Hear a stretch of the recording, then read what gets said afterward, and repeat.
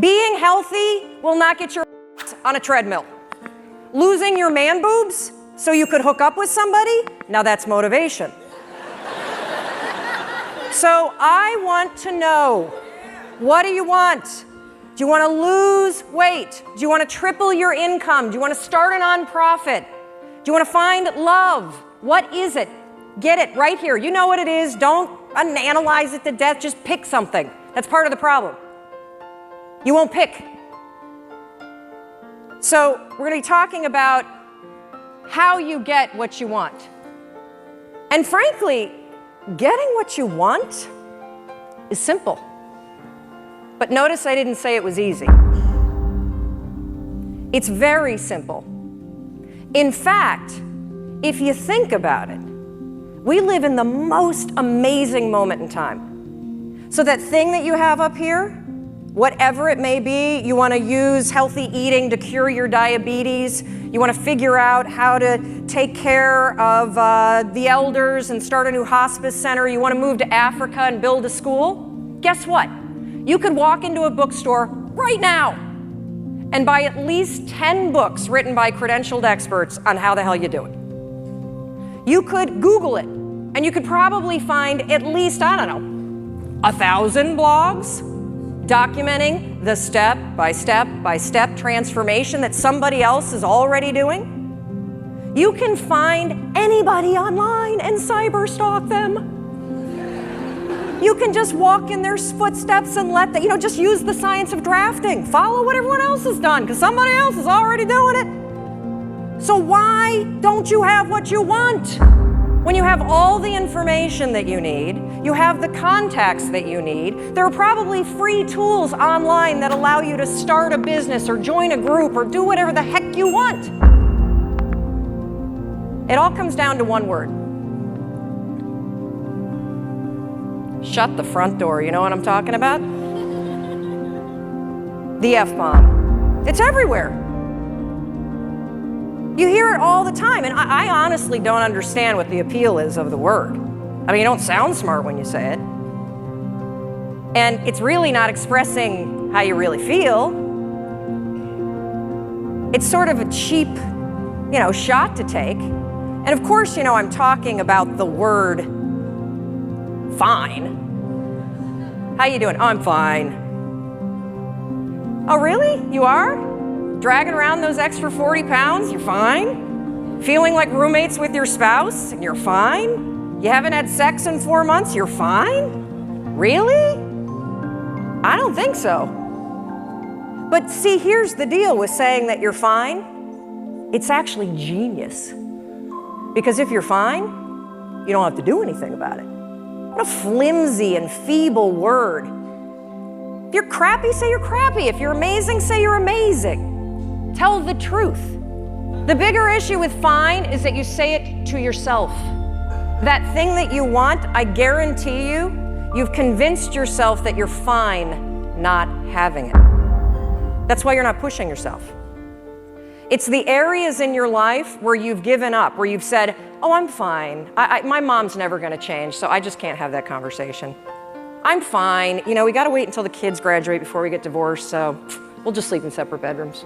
Scientists have calculated the odds of you being born. That's right, they've crunched the numbers. And do you realize that the odds of you, yeah, right here, put your computer away, stand up for me, Doug. So the odds of Doug here, turn around, say hi to everybody. The odds, of Doug being born at the moment in time he was born, to the parents you were born to, with the DNA structure that you have, 1 in 400 trillion. Isn't that amazing? I'm so lucky. Yes. You're not fine, you're fantastic. You have life-changing ideas for a reason, and it's not to torture yourself. Thank you. Thank you, Doug. And Christine was right when she said all of you could be on stage, because all of you, we're all in this category. 1 in 400 trillion. All day long, you have ideas that could change your life, that could change the world, that could change the way that you feel. And what do you do with them? Nothing. And I want you to just think for a minute, because we all have, I love to use the analogy, the inner snooze button. You have these amazing ideas that bubble up, right? You've been watching people all day, and I guarantee you, like, ping pong balls, boom, boom, boom, boom, boom, boom, boom. You've got an idea, oh, I should do this, I should do that. And every time you have an idea, what do? Boop, hit the snooze. In any area of your life that you want to change, there's one fact that you need to know.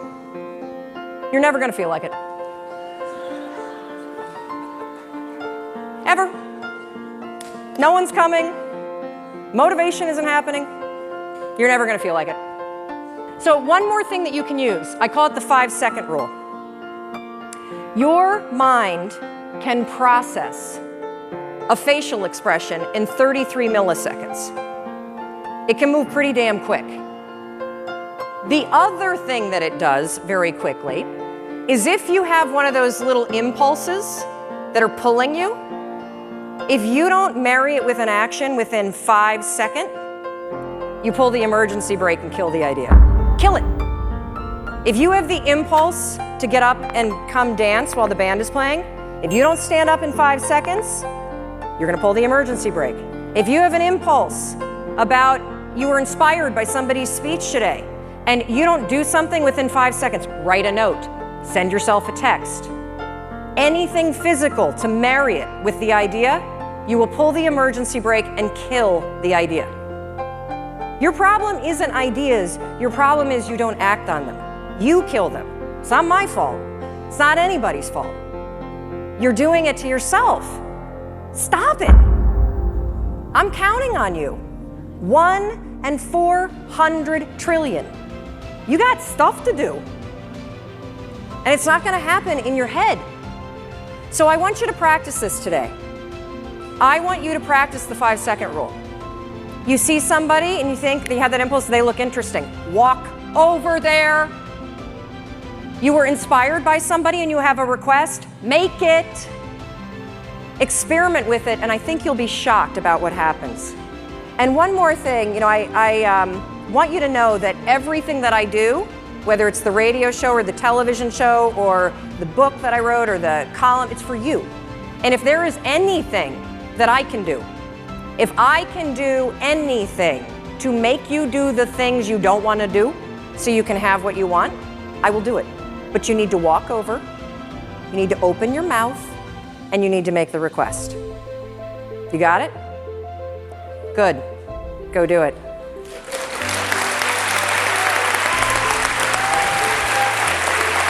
Thank you. Thank you. Yes, stand up. You have the